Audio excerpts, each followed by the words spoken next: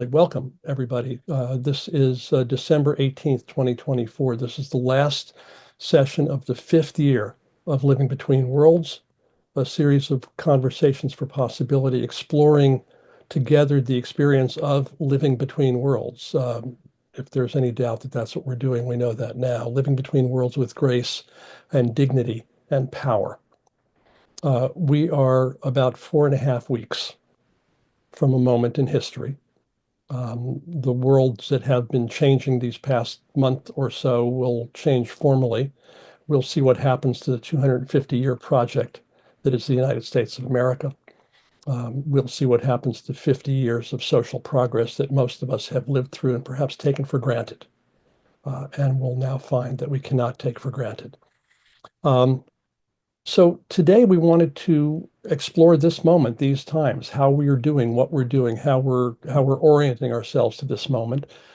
Next month, probably we will dive more specifically into what this means for the realm of sustainability, sustainable business, regeneration, climate, and the larger project of belonging to the living world, all of which are dear to many, if not most of us on this call.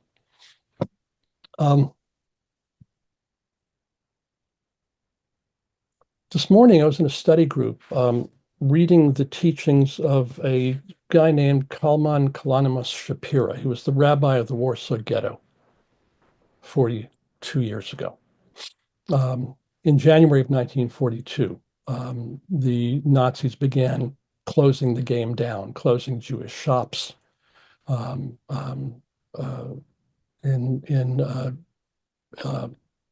In the middle of the year, they started deporting people to Treblinka. Eventually, 80% of the population of the ghetto was deported. And Rabbi Shapira continued to teach week after week, teaching from Torah, grappling with the ground moving out from under him, moving from a sense of divine justice in the world to a world that didn't look like that at all, struggling to find a way to maintain his connection and his contribution to his community.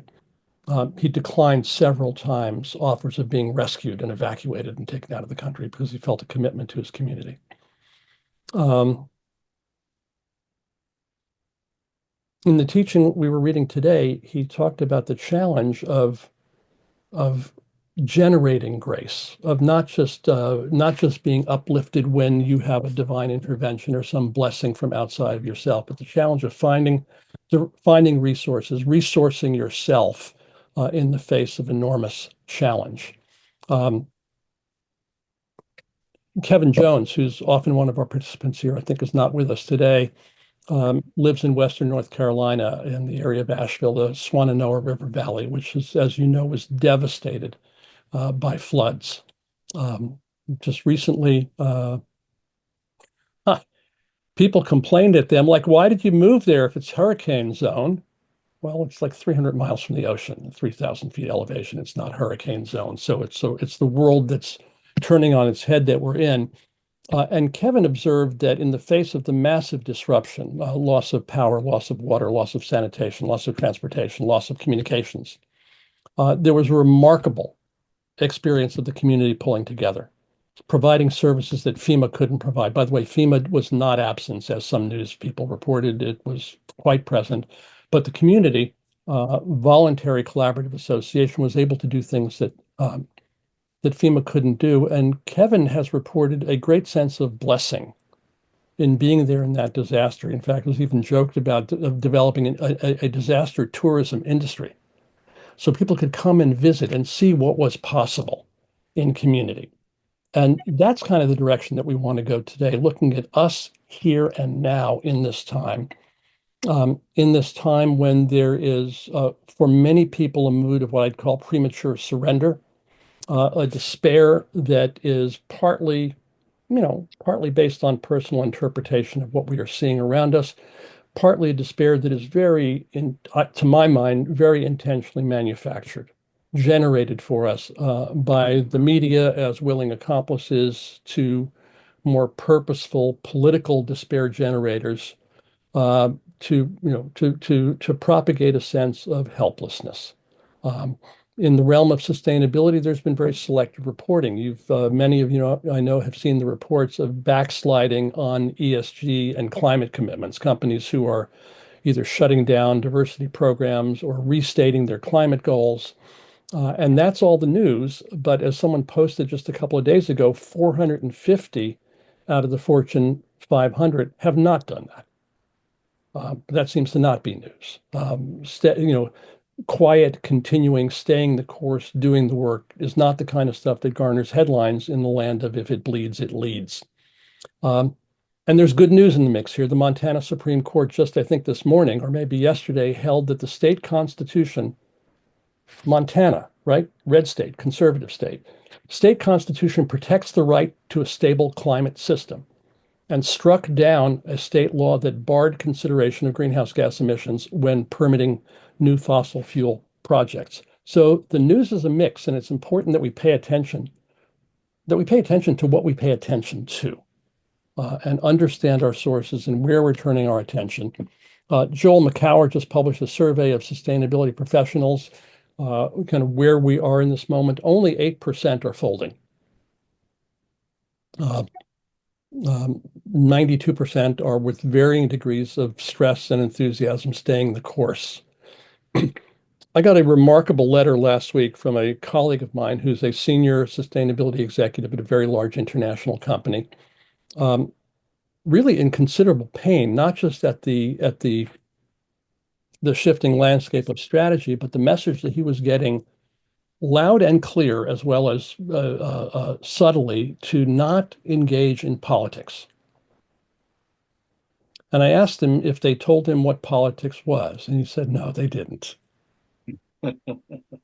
So it's basically a message, just, the message was keep your mouth shut. Just do what you do. And he said, well, but what I do is generate business value for the company by paying attention to these issues that some people are calling political. So what do we do? And had a long and interesting conversation about that, representative of, I think, the conversations that a lot of people are having these days.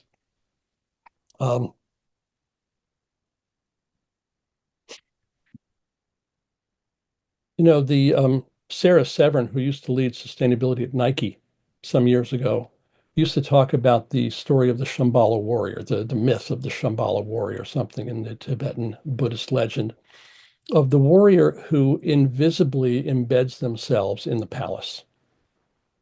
They're not seen as who they are. They don't speak out about what they believe in. They quietly go about the work from the inside. And that may be the job for some people in these times. We are all acculturated to performative action, and we're in a time where strategic action is going to be increasingly important, maybe separate from what we say publicly. We'll see what is required of us there. My cosmologist, astrophysicist friend on the call this morning reminded us of the importance of thinking in fighting fascism. One of the things that fascism thrives on is getting people to be afraid to think. So it seems to me, and this is part of my provocation for this call, is that we have three key tasks in these times. One is to resist the power grabs in court, as they did in Montana, at the ballot box, of course, in our information diets, as I spoke about a moment ago, and in our minds, resist the attempt to take over what we think, how we think, what our moods are, how we communicate with each other, where we place our hope and despair. Second, the job, as it's always been, is to build the world that we want, wherever we can, wherever we are, in community, in workplace, in our relationships, in ourselves, which means what? Which means in our moods, in our interpretations of what we encounter, and the conversations that we have, in the commitments that we make. And with that, it's to inspire and invite people to find common ground around common cares, to join together in what's in the many things around the world that are already working, that don't make it into the major news headlines, to protect what's already under threat, and to nurture a world that works for all. To me, that's the baseline agenda for us all in these years to come. So let me ask you, what does this provoke for you? we'll take a few minutes. We'll take about 10 or 15 minutes talking together in plenary. Then we'll go into some breakout rooms so you can talk more, so that more of you can have a chance to talk with each other in breakout. Then we'll come back together and harvest. So, Shell, first hand up. There we go. Okay. Yeah, so I have been hearing from a number of sources the importance of not prematurely giving in. Mhm. And we just saw a really, really bad example of prematurely giving in ABC's total capitulation to a lawsuit that Trump was not likely to win against them. Mhm. I did read, I think it was Scott Dworkin, might have been Mark Elias, one of those election gurus, who gave some reasons why they might have wanted to do that, largely having to do with Disney, ABC's parent company, having many interests that would be vulnerable if Trump went against them. So even though they were positioned well to win this lawsuit, they decided to the hell with it, we'll just pay him. It's chump change for us, $15 million. Very bad precedent, obviously. Mhm. But the key to the resistance is not giving up, is not saying, oh, he's going to make us do this, so let's do it first. Christopher Wray, why is he resigning already? Why doesn't he wait, get fired, collect unemployment, fight it in court, um, make life a little rough for Trump? So when we bend over backwards to appease the dictators, it doesn't work with schoolyard bullies when you're 5 years old, and it doesn't work when you're grown-ups and you're voters in this republic of ours. There's also a lot of under the radar organizing going on. People have no idea, if they only rely on the mainstream media, that the movement has not crawled into a hole and gone away just because we lost the election. Mhm. And there's tremendous stuff going on with various indivisible groups and Swing Left and ASCLU and on and on and on and on and on. Groups involved with the Palestinian cause. Lots of stuff going on. Feminist organizing around abortion rights. Here in Massachusetts, we've had the state government step in, and I think you have as well in California, to try to protect some of these rights that are at risk now on a federal level. Just today, our local sheriff in this county, who is not particularly progressive, said, well, it's against my state law to cooperate with ICE on this, so I'm not going to do it. So yes. And the other thing is, if people haven't read Daniel Hunter's 10 Things to Do, I don't remember the exact name, because now that we've lost the election, go look it up. They're organized into basically 4 categories, and it's well worth a read. Thank you, Ken. Thank you, Shell.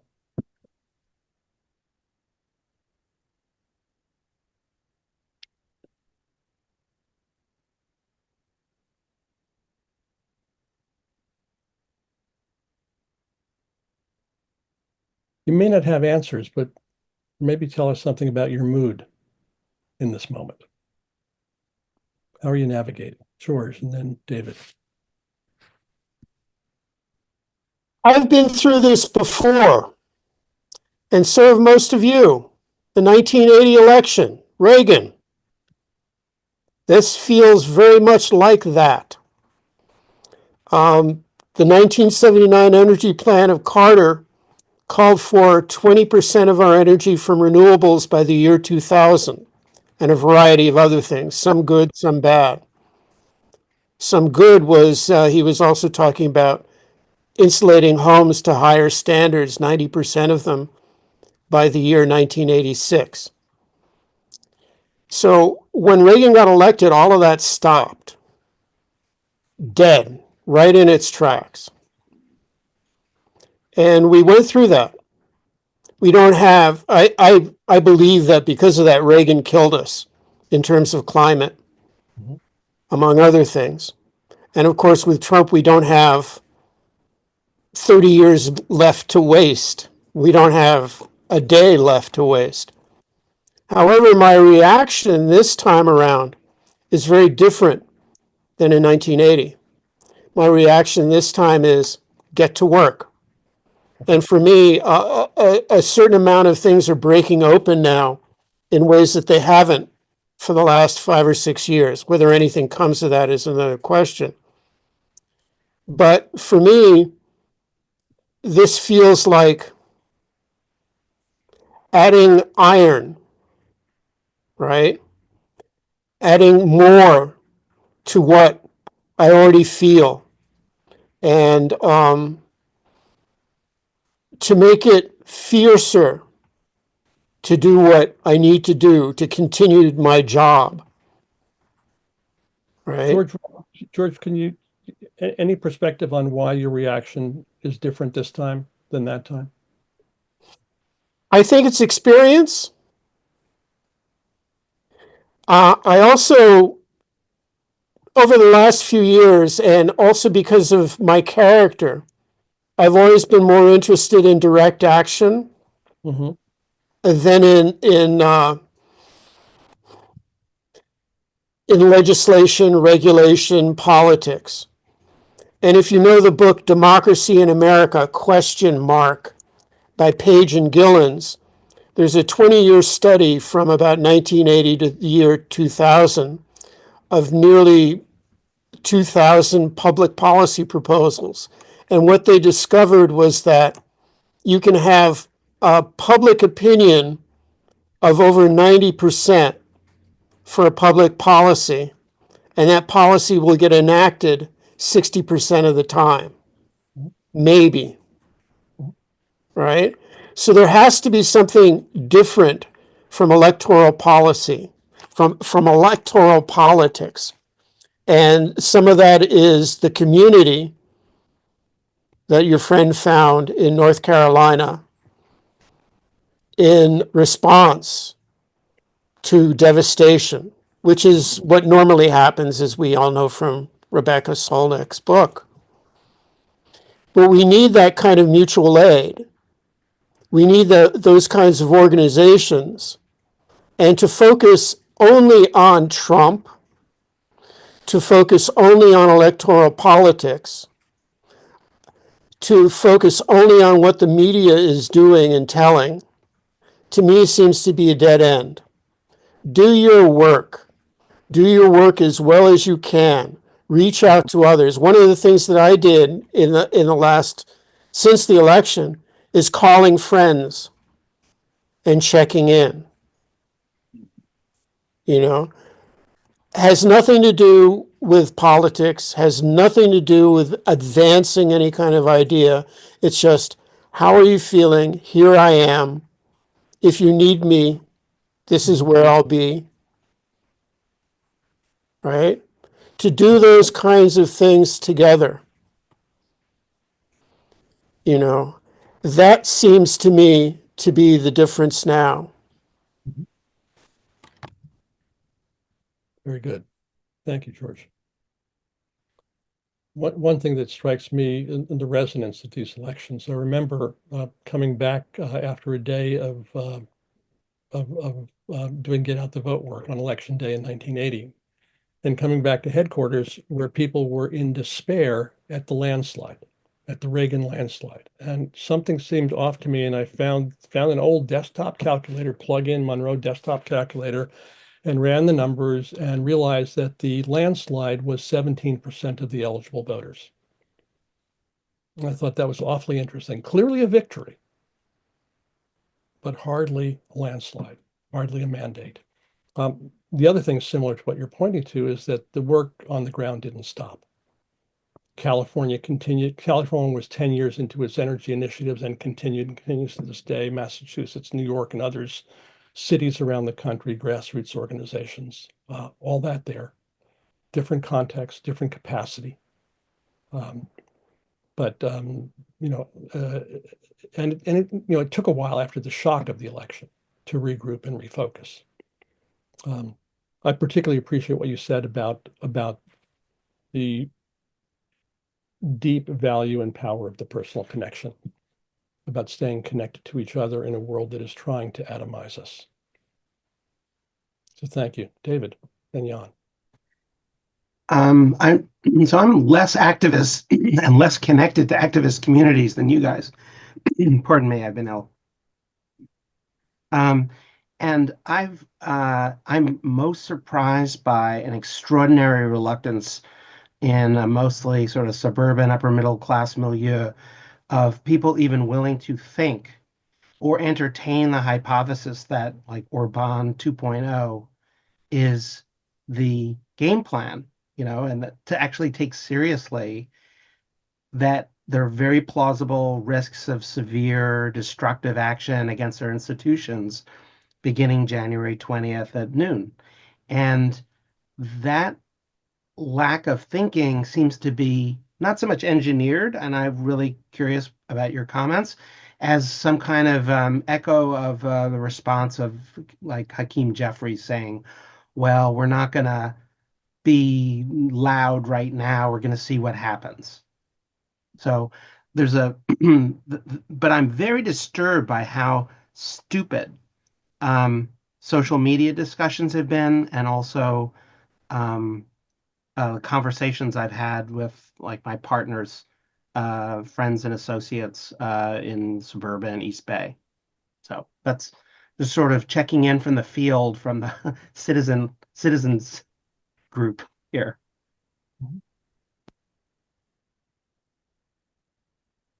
I would be careful, David, about generalizing about social media. Well, Depends where you hang your hat. there's pockets of excellence on Facebook for sure. Um, X seems now to be a political influence operation dominated by tools to make people stupid and not think. Yeah. So that is a more precise Yeah. response. Yeah. John Ballard. Thanks, David. Yes. Hi, everyone. Happy holy days and holy nights. Just a couple of thoughts. One is just in context, we've got 100 years of propaganda now since the book Propaganda came out. So the conditioned stupidity and lack of thought has been, 100-year project so far. I think I also just want to ask, I guess just say that if you want to understand what we're up against, the Washington Times Magazine did an article by Jonathan Greenberg. I don't know if any of you know that name. Jonathan was the person who put Trump on the Forbes 400 list that Trump convinced he was worth. He tried to join it saying he was worth 400 million. Jonathan figured out that he was got him down to 90 million. Turned out years later, he was actually worth less than $5 million. And then he used that membership instead of bank statements. But the other thing that's really important, and the reason I recommend this article, is because Jonathan gives a blow-by-blow description of how Trump basically uses the same models that are used in the Beltway, which is control files. If you want to understand why Ray and what's his name, the AG Garland and all these people, what Trump does is he basically finds the family members of these people that are vulnerable and threatens them. And so if you want to understand why people are caving, that's often what's happening in the background. There's a whole world of this. And I really know about that because I spent 18 months rescuing Catherine Austin Fitts from her enemy of the state status. And in that process, I learned how things really work inside the Beltway, which is this whole layer of it's called compromat in the Russian language. So we need to understand that these kind of pressure tactics are what the mob boss from Queens has been doing all along, and that's underlying things. I guess the only other thing I would say is that the last 3 or 4 months, I've been absolutely blown away by the Internet Archive and what the archive does and has been doing. I really had no idea that there were 100 people with a $20 million budget basically being the library of humanity and being the the brain of the whole human race. And fascinatingly, the Internet Archive is quite famous outside the United States, but not that well known inside the United States. Although literally, I walk around with this branding on the last few months, and people walk up to me almost every day in a public situation and say, "Oh, I didn't know the archive had a data center in Canada. Oh, I use it every day." And I have people walk up to me who've never heard of the Wayback Machine that use the archive constantly. So if you all are not aware of this organization, I feel like it's the most integritous existing commons on the planet. And I just encourage everyone to learn about it. If you don't know, use it, tell people you're using it. The archive has been under massive attack. So that's just the direction I've chosen to go in the last few months. For those of you that live in the Bay Area, if you call on a Wednesday, they'll feed you lunch and you can sit in on the staff meeting at 300 Funston on Fridays. It's one of the most impressive organizational things I've ever seen. So I don't, how many, I don't, just poll of hands, how many people know what archive.org is and what it does? Yeah, not too many. So I just encourage that. The last thing I'll say is that at this point in the digital reality, many people are not aware that it is actually impossible to send a message with an attachment and know that that message came from the person that it says it came from, and that what was attached actually is what they intended to attach. There is no digital verification or authorization possible in the market today. And just for me personally, that's what I've been focusing on, is solving that problem, and am hopefully having some things to say in Q1 about how we're going to solve that and give a digital address, a digital name, and a digital birth certificate that's validatable digitally to anyone and everyone. So that's the direction I've chosen to go with commons.org in the last 3 or 4 months, given. Thank you for that. David, coming back for another round here? Before you speak, let me just invite anybody else who'd like to speak. Just pop your hand up and take a turn before we go to breakouts. No, okay. Ken, over to you. I am in a altered space these days. Sure. It's a little bit psychotic, of, I got to focus on what works, and oh my God, what's coming down the pike here. We have a man who's documented. What amazes me is, documented lies of over 30,000 times when in office the first time, and yet people bought the lie that he's going to bring the prices down. He's like, well, once they're up there, it's hard to bring them down. I'm probably not going to work on that, and wait, you can't go back on your promise. The man doesn't know how to keep his word, and yet people voted for him. I still don't understand how he got in there. I'm really, it boggles my mind, and I can see a lot of reasons why it did happen as well. So, with regard to, I am one of the world's great appreciators of appreciative inquiry. I constantly work with clients on what's working already. What are your strengths? How can we do better here?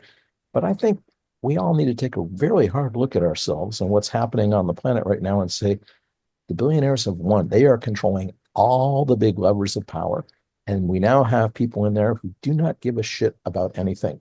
Gil, you turned me on to Bruno Latour's Down to Earth, where he says, the elites of the world decided in the 1980s there's not enough to go around in order for them to maintain their lifestyle. So starting with Reagan, they said, we're going to shred the social safety net. We're going to fund a very sophisticated campaign of climate denial. We don't care if there's an explosion in inequality because we want what we have, and we're going to keep it going. And the more I study that, the more I look, the harder it is to refute that. So I think we need to realize we're up against some very nasty ass shit that's coming down the pike. And how do you prepare for that?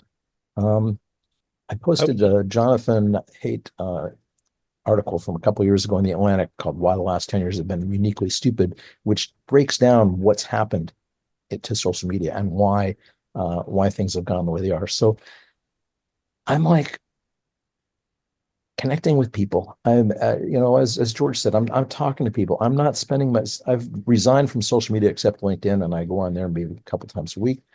I'm reaching out. I'm talking to people. I'm talking to friends. I'm saying, how are you doing? What can I do to help you? And how can you help me? When push comes to shove, it's going to be, as Kevin Jones discovered in Asheville, a disaster economy. You're going to have to rely on your neighbors. You're going to have to rely on people that you've not had to rely on before. I'm a member of I took the community emergency response team training several years ago, and I tried in my neighborhood to go around and ask people, would you be interested in joining an emergency response team?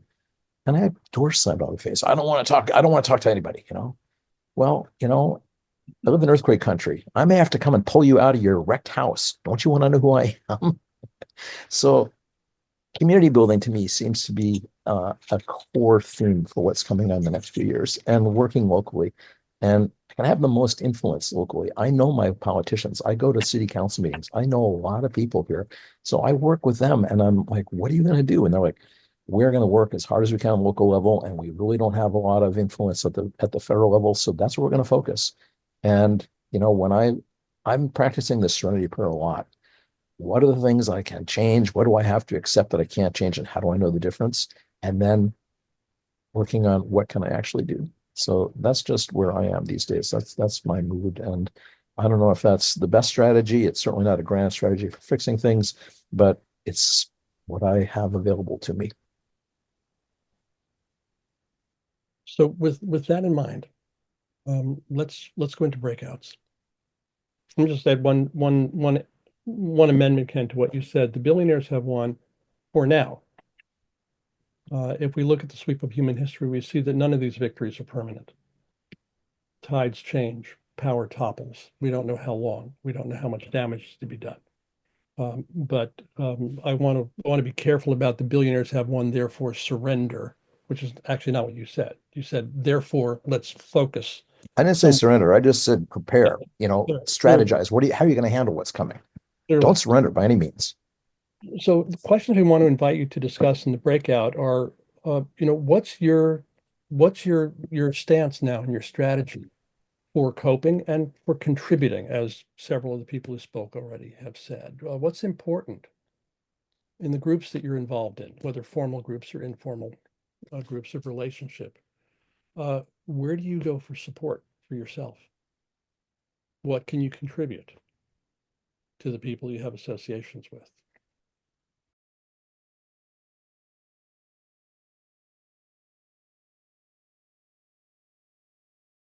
Welcome back. I hope you had good and stimulating and productive conversations. Anybody care to share anything they heard or something that delighted them, surprised them, made them think more deeply about something they hadn't considered before? Gil, you're muted. Let me just add to that, Ken. I really want to encourage you to share what you heard, not what you said, but what you heard.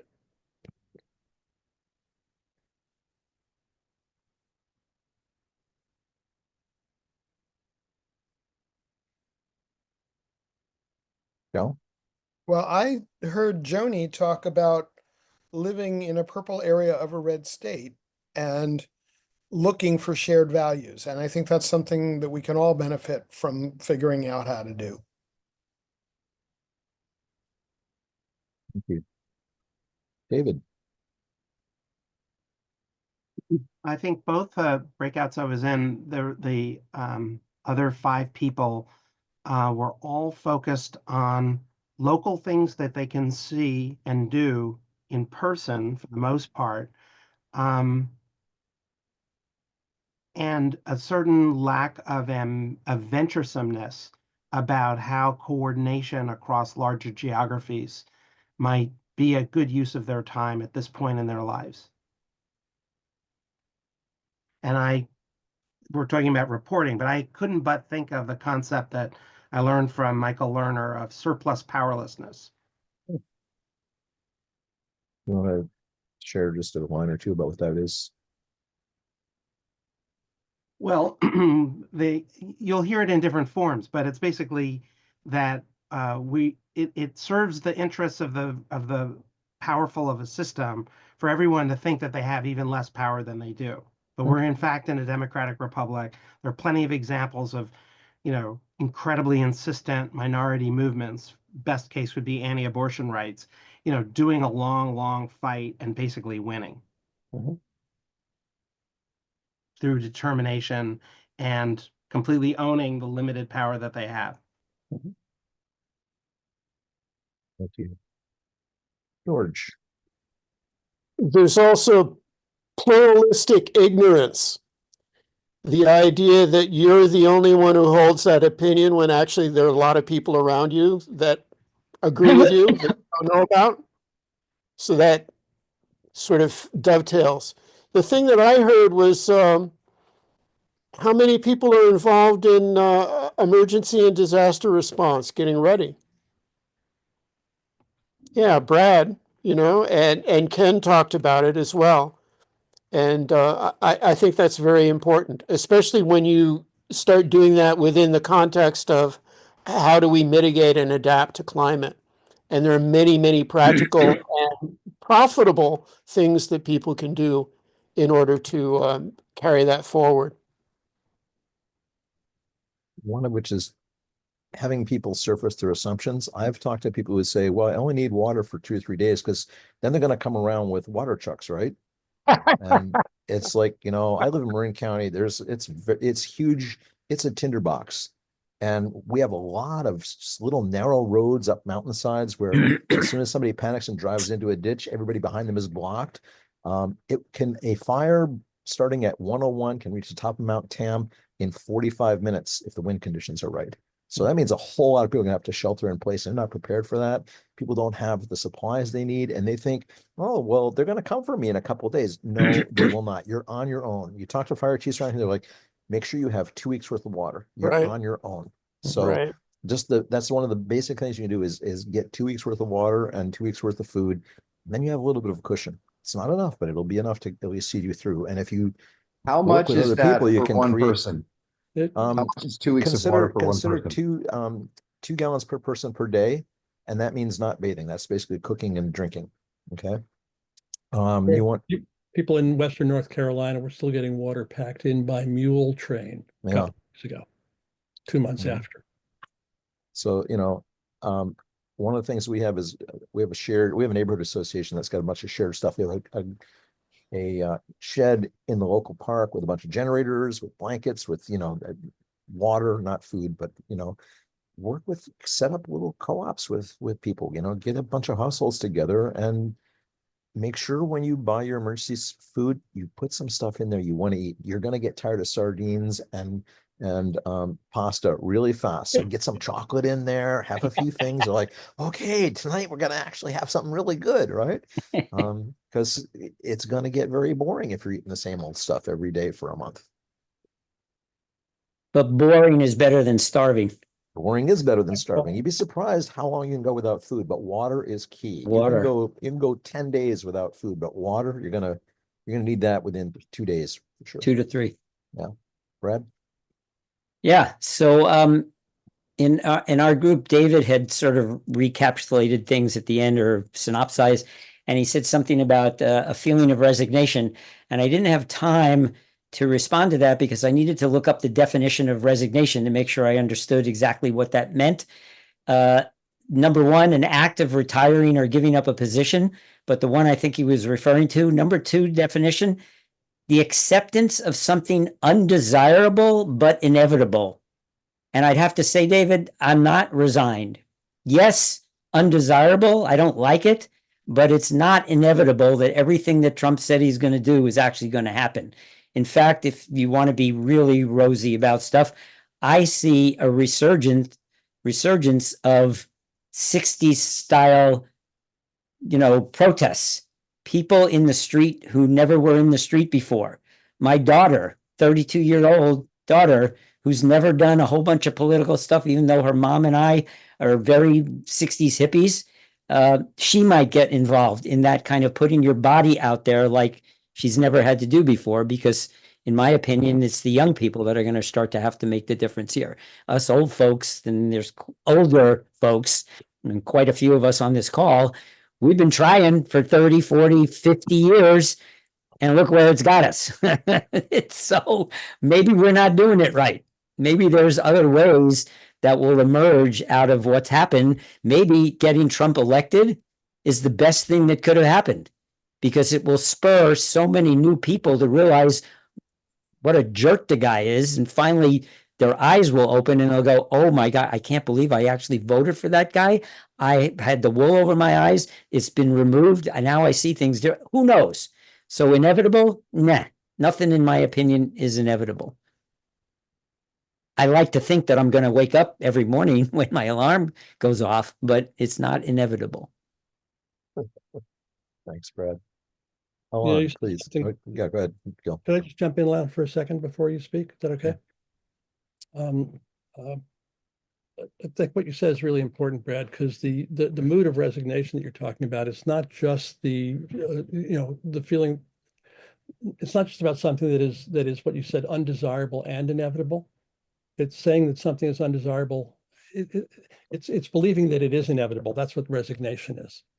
And as soon as you start to make a different assessment like you just did, well, it's actually not inevitable because then the resignation shifts, right? And something else opens up. And what you talked about, the work of the last 30, 40, 50 years, I would not say that we've accomplished nothing. I would say we've accomplished an enormous amount. I mean, the transformation in the society of the women's movement is huge and maybe taken for granted now. But for those of us who've lived through the arc of it, we see that it's huge. Race relations still problematic, but huge shift. Climate in a mess, but we're in more trouble than I thought we would be in 20 years ago, but we're further ahead than I thought we would be 20 years ago. Renewables outcompeting fossils everywhere on the planet. Coal plants being run by solar. There's like a little picture of the economics, and enormous backsliding ahead of us. So lots of accomplishment. History goes in waves. It's up and down. And even authoritarian regimes don't last forever, nor do democracies. Aristotle warned us about that. But it's a dynamic game. It will move, and let's see what our role is in it moving. And I thank you for your patience. Let me throw a quick quote from Tom Alley in here. Everything is getting better and better and worse, faster and faster and slower and slower. So if you Venn diagram that, where's the place to stand? Over to you, Alon. So what I heard from several people in the two groups is what Ken talked about, the return to a sense of what can we do locally in community. I am also mindful of how difficult it is for some people to start showing some signs of solidarity. And my sense is that if times get a little more difficult, including on the material side, maybe some solidarity is going to emerge. I don't wish it, but it may happen. My sense also is that as I was listening, there have been examples of societies that lived in a different relationship both to each other and to nature, such as the indigenous tradition.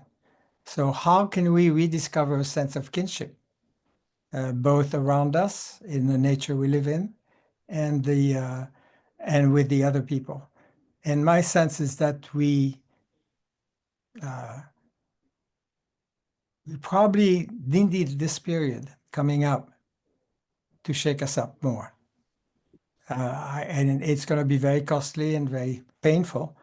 But my sense is I've been living in a bubble myself, a liberal bubble, a progressive bubble.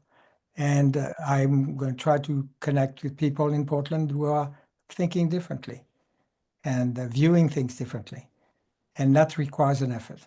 So that's a couple of things I want to say. And in the Elders Action Network, in which I belong, we are promoting the art of difficult conversations or living room conversations. If some of you are interested, they do an excellent job in helping people connect to others that are of different opinions than they are. And we're going to need that so much in the next few years. And Thank Lat, could you put a link in the chat Yes, to yes. that? That's very valuable for people to know about. You also, I was reminded listening to you talking about examples of different societies doing different things in different ways of the Yes. wonderful book, The Dawn of Everything, by David Graeber and David Wengrow. If you're not familiar with it, people, I really encourage you to take a look at it. It's long and challenging, but it's a very different interpretation of the last, 50,000 years of human history and the experimental nature of human societies. The enormous range, the enormous variety of the ways that we have organized ourselves and played different games at different times. It's for me, it's an enormously heartening book and a very different interpretation of history than what I was raised on. Will you put that in the chat, Gil, as well? In the chat right now. Yeah. Thank you. Jan.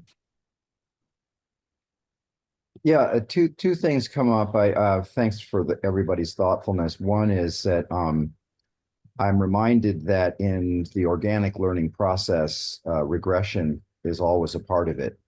And it seems like that's kind of what we're dealing with here is it's been a century almost since FDR and Wallace, they plowed under 1 million acres of cotton and slaughtered 1 million piglets in the South to restart the U.S. economy, and people have been pissed ever since.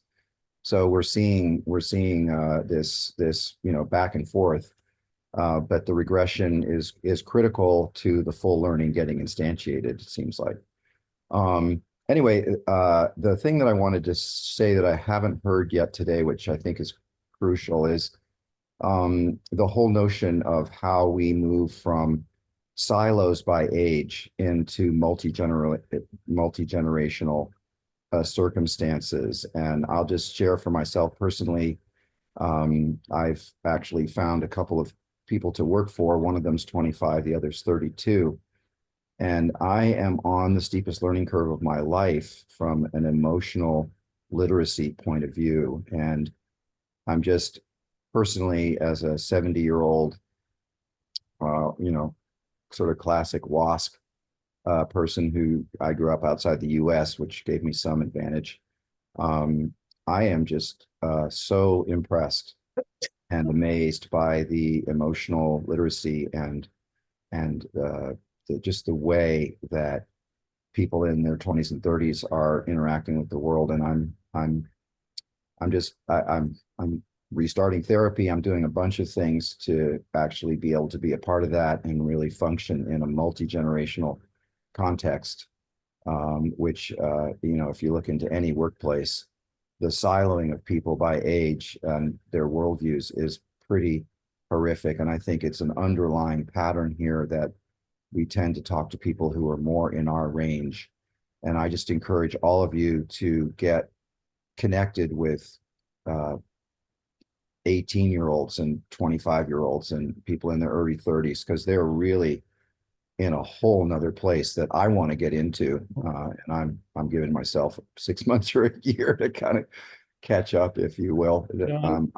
Jan, I'm so glad that you're bringing this up. None of us is as smart as all of us.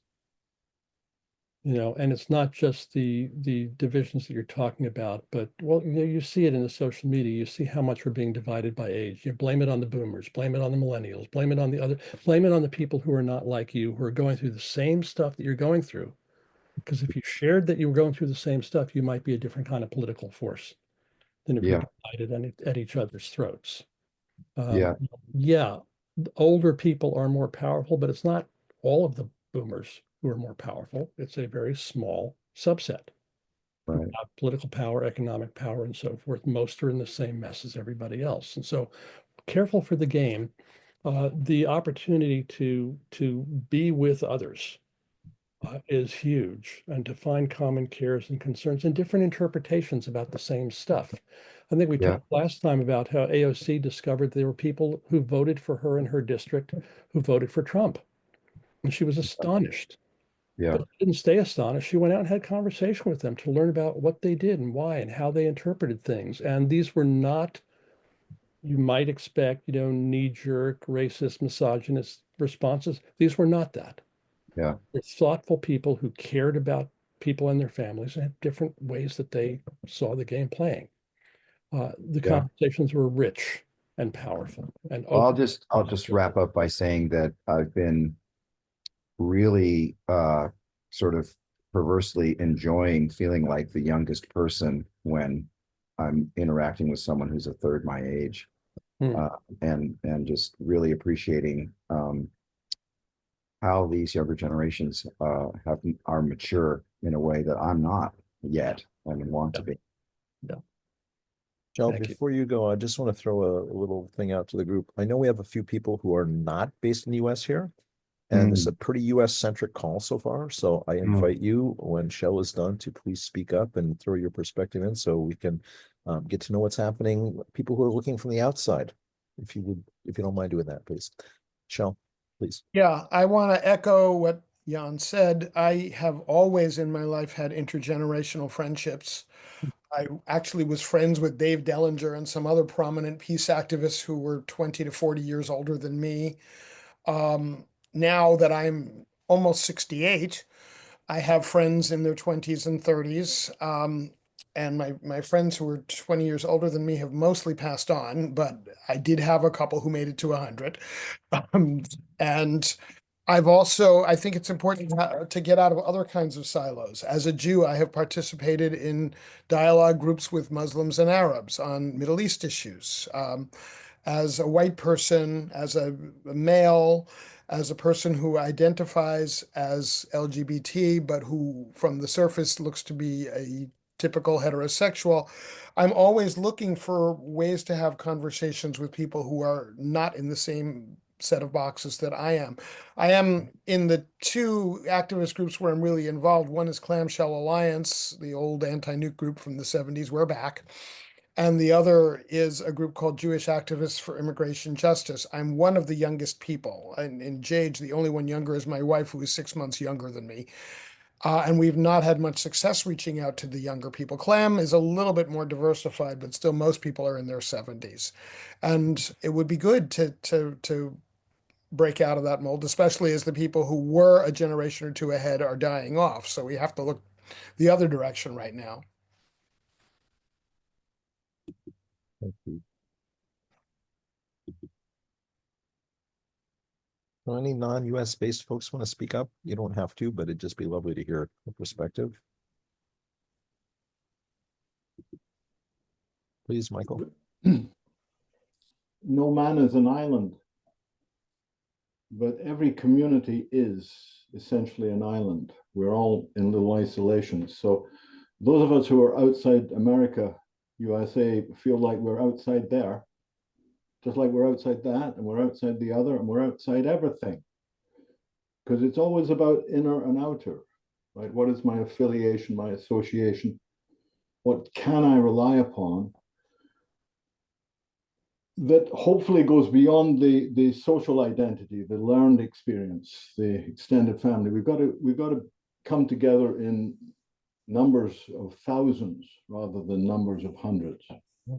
So it's about learning to be together without knowing how and why. And I think that's the same everywhere. That's on our island anyway, around my world. Thank you. Thank you, Michael. Thank you. Alistair. By the way, Michael, he might sound like he's from somewhere far away, but he's actually living in Canada. So, Alistair, please. Thanks. Yeah, someone talked about being in a liberal bubble, and I am in a somewhat liberal bubble. I'm also in a comfortable bubble, where I'm personally comfortable, not living in a war zone or even poverty or anything like that. And it's not just me, but the people around me are also comfortable with the status quo. Yeah, so if you have thoughts about how to get out of a comfort bubble and go beyond just talking, but getting into action, I'd be happy to hear from you. Yeah, get your perspective about that. Thanks. And Alistair, you're in Malta, is that correct? Yes, in the Mediterranean. And can you give any kind of sense of what people are saying over there? Like what happened to America? Or, what's the mood over there when it comes to what's going on here? Well, the people that I know, yeah, many of them, because I'm in a liberal bubble, many of them say, well, the that Trump, is terrible, and this is not going to be good for the US or for the world. And I also know people who, Maltese people, who are celebrating Trump's victory. So, yeah. Thank you. Thanks. Gil, you want to take us home here? Yeah. Okay. Let me just quickly tag on. I'll be super brief, but because I'm also over here in Switzerland, and just to echo Alistair, yeah, basically what you shared at the start, about people here being comfortable and the status quo is. I mean,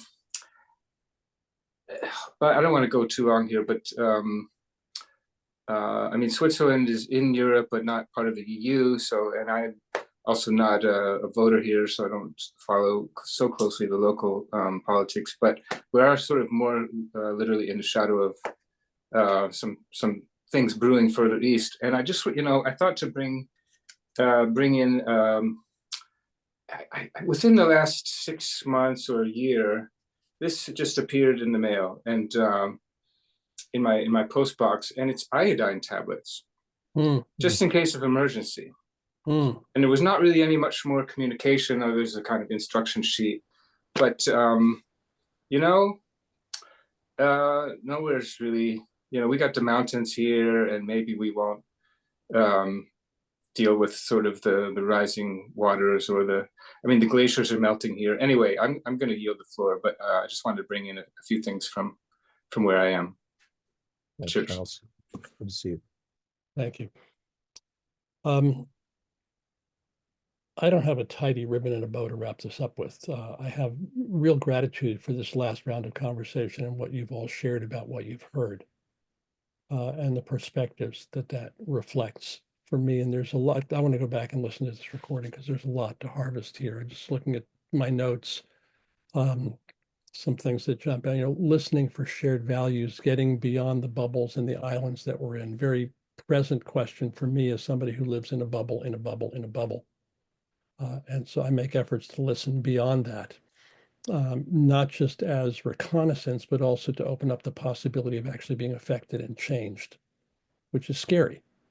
It's not just let's have living room dialogues to speak with the other to convince them that we're right, but to find common ground, which might involve all of us moving in some kind of way.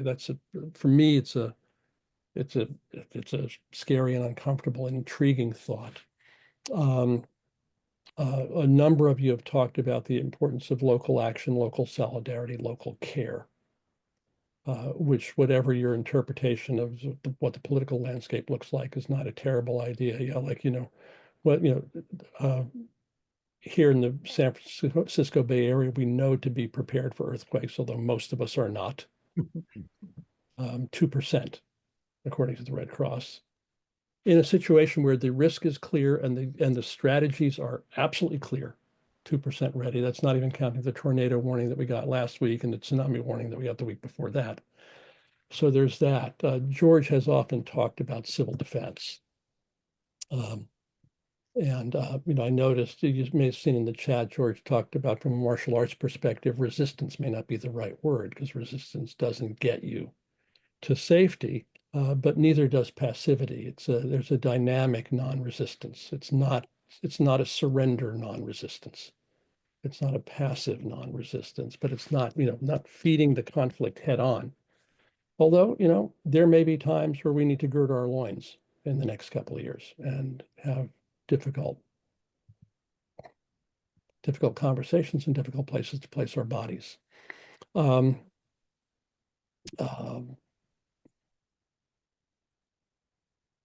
And Alain talked about the importance of solidarity and examples of different societies, how different human constellations have fostered sense of kinship and collaboration and possibility. I think those are all important for us now. There's a lot of resources in the chat today. I encourage you, if you haven't done that yet, download it now. Use the 3 dots at the top or bottom of your chat window to grab that. We won't share that. We will share the recording probably within the week.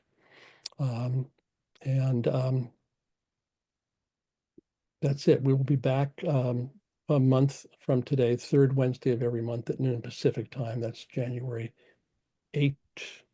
What is the date? January something or other. January, I don't know the date. 15th. January 15th. 15th. Thank you. You're welcome. 5 days before a moment in history. Let's regroup and continue this conversation and see where we are then. And as our usual closing reminder, for people who are living in times of turmoil and hurricanes. Before I go to that, is it okay if I read a poem? Sure. This popped up because somebody said, yeah, we have to remain calm. And so I immediately thought of this poem by David Ignatow called A First on TV. A First on TV for Walter Cronkite. This is the 20th century. You are there, preparing to skin a human being alive. Your part will be to remain calm and to participate with the flayer in his work as you follow his hand. The slow, delicate way the knife between the skin and the flesh, and see the red meat emerge. Tiny rivulets of blood will flow from the naked flesh over the hands of the flayer. Your eyes will waver and turn away, but turn back to witness the unprecedented, the incredible, for you are there, and your part will be to remain calm. You will smash at the screen with your fist and try to reach this program on the phone like a madman, gripping it by the neck as if it were the neck of the flayer. And you will scream into the receiver, get me station XYZ at once, do you hear? But your part will be to remain calm. So stay calm, no matter what you see on TV. And remember, go ahead. Yeah, go ahead. You got it. And you can dance in a hurricane, but only if you're standing in the eye. You can dance in a hurricane, but only if you're standing